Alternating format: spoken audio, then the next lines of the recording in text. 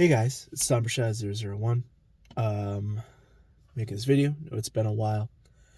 Sorry, it's all cloudy outside and stuff, so the lighting's gonna be all weird.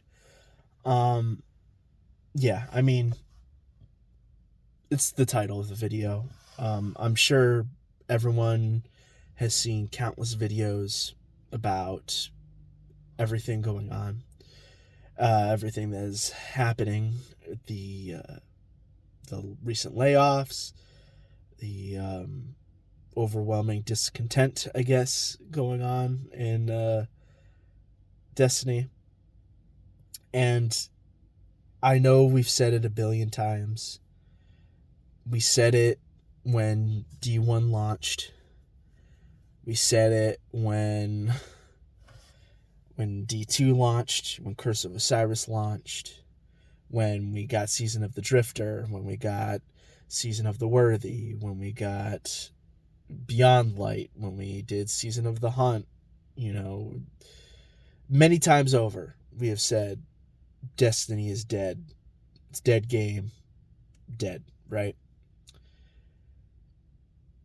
For me, this is the first time where it doesn't feel like a joke, which is terrifying. It's scary. It's disheartening. I think with all this recent news, it's why I've took a while to put this video out, because I wanted to make sure all the information that was coming out was accurate or anything like that. But if you don't know, if you're living under a rock, if you're not tapped into the Destiny community as a whole or anything, Bungie just laid off about 220 employees, so 17% of their workforce. This is after they have already laid off another 100 a couple months ago. I want to say it was back in November. No, it wasn't that early. Maybe it was February. Yeah, it had to have been, because it was it was a while. So probably February. It was early 2024. Yeah, and just that had happened. A bunch of news came out about future projects that they were working on now being shelved. That there's a big possibility that Bungie might not even survive. The possibility that Destiny won't survive as a whole. Now, they did say that their main priority is Destiny 2 and the launch of Marathon, which comes out next year. Honestly, if Marathon doesn't do anything for them, I think there's going to be nothing. I think it's all going to come crashing down. And the reason I say this is leadership in Bungie refuses to change. I don't blame Sony for any of these problems. I don't even blame Bungie necessarily in terms of the developers or the marketing team or the social media team or anything like that. I solely blame Bungie's upper management. That's the issue here. And it looks like it has been the issue for the last 10 years. A lot of former Bungie employees are coming out demonizing Pete Parsons, who is the CEO of Bungie, more or less telling him that he's a terrible boss. He should step down. He should no longer be a part of the Bungie family. He should no longer be a part of the gaming industry in general. And I definitely agree with them. With not only the first round of layoffs that had happened months ago, and how very callous he was about it, and the fact that he did it completely wrong, no bonuses, no severance, really nothing, or the fact that he didn't even consider taking a pay cut to his salary to help save jobs, which is, by the way, what they should be doing, and is not out of the ordinary, because there are plenty of game studios that have done that. Look no further than, I believe it was Iwata in Nintendo. When the Wii U failed, he took a massive salary cut in order to keep his people there. That should be the norm, shouldn't be the exception, but unfortunately that's how the world is. So, of course, that was a whole thing, right, when that happened. And people were pissed at Pete Parsons then.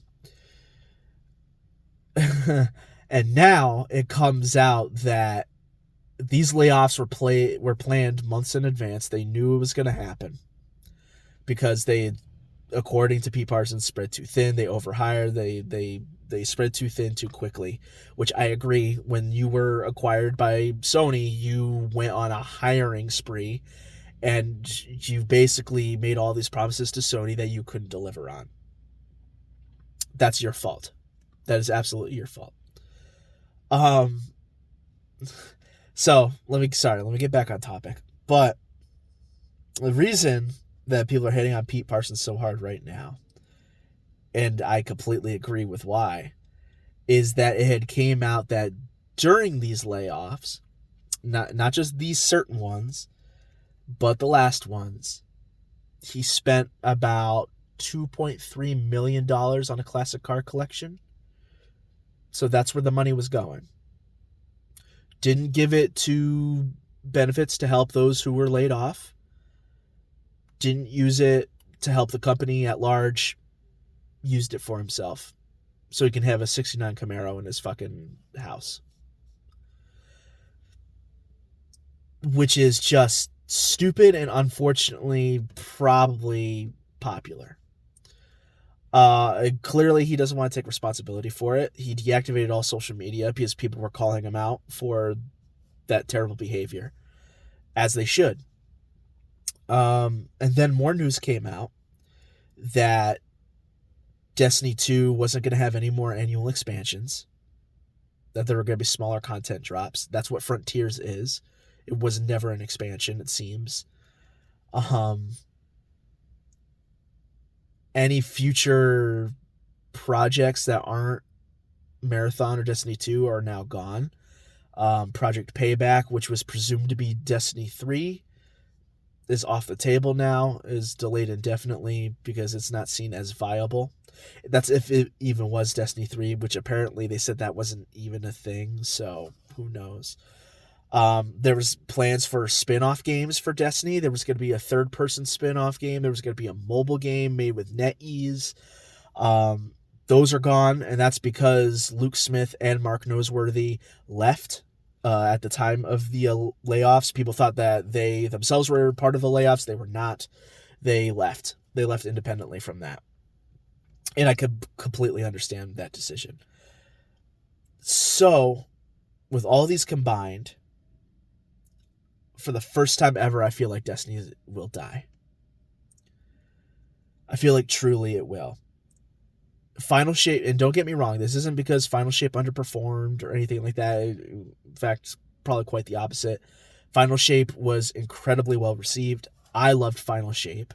A lot of people loved Final Shape, with the exception of one person who was probably just doing it for views, November Hotel. But the episode format I haven't really been liking.